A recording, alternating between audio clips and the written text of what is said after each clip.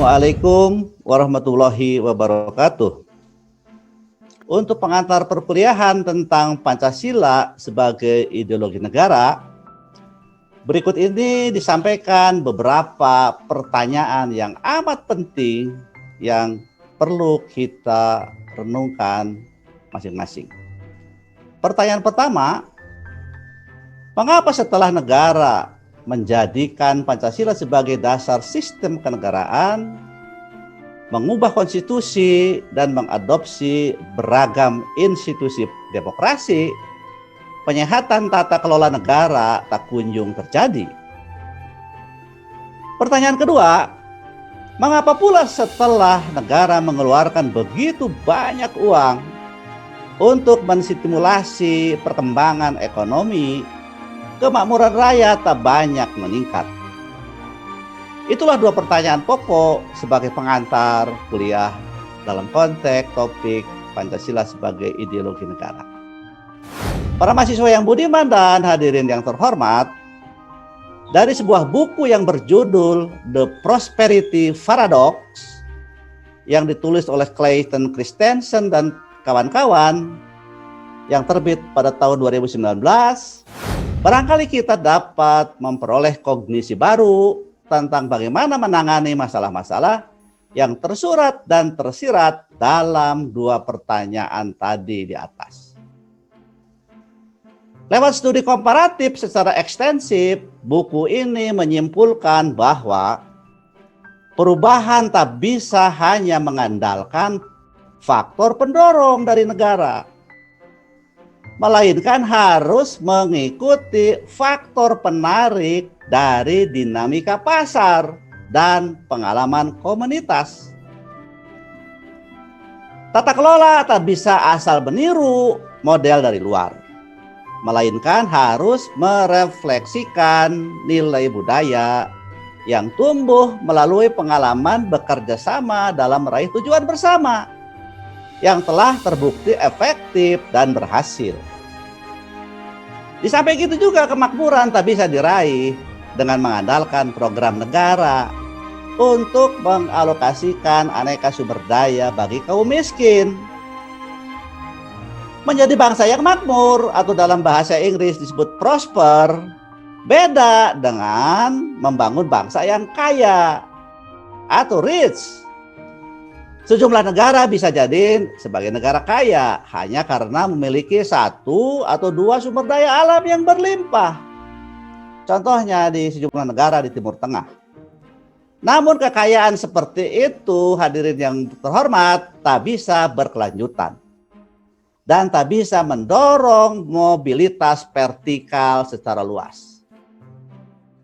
Untuk menjadi negara makmur atau prosper, suatu perekonomian harus bisa menciptakan nilai tambah secara berkelanjutan yang bisa meluaskan mobilitas vertikal antar generasi.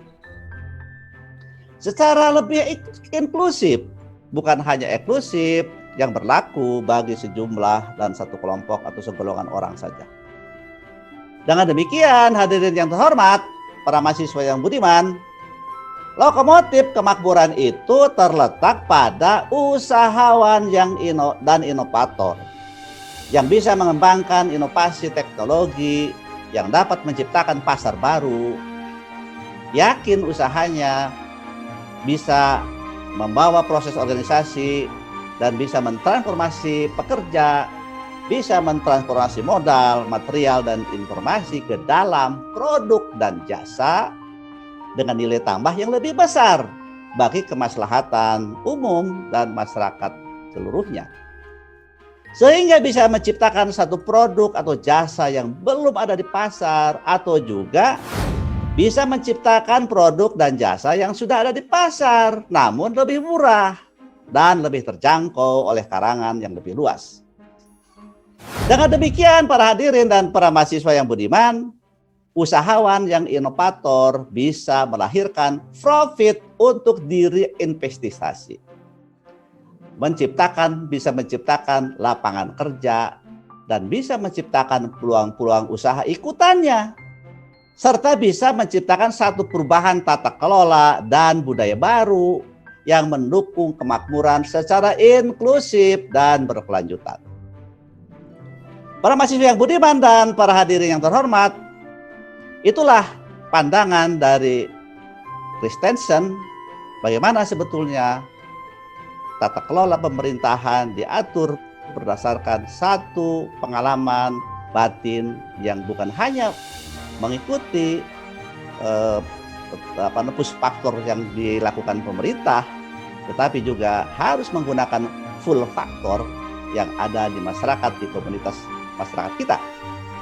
Selanjutnya hadirin yang berbahagia, untuk mengantarkan perkuliahan hak asasi manusia dan rule of law juga akan diawali oleh pertanyaan yang sangat menggelitik. Pertanyaannya itu adalah, mengapa setelah lebih dari 20 tahun Orde Reformasi, ledakan kebebasan di ruang publik belum kunjung membawa kehidupan yang lebih positif dan produktif? Baiklah, saya akan juga mencoba mengulas satu buku yang berjudul The Narrow Corridor. Buku ini ditulis oleh dua orang ahli yang bernama Darren Acemoglu dan James Robinson, yang juga masih baru bukunya terbit 2019. Lewat studi lintas sejarah dan lintas negara, dua penulis tersebut menggambarkan ruang kebebasan yang positif dan produktif itu berada dalam satu koridor yang sempit antara negara yang kuat yang beresonansi dengan masyarakat yang kuat. Menurut pendapat kedua penulis ini, tanpa negara yang kuat, masyarakat dengan kepentingan yang beragam akan terperangkap dalam spiral konflik yang tak ada ujungnya, yang mengarah pada apa yang kita khawatirkan, yaitu anarkisme.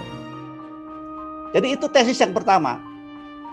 Untuk itu perlu ketundukan pada otoritas kekuatan bersama secara tersentralisasi yang dalam istilah Thomas Hobbes disebut Leviathan.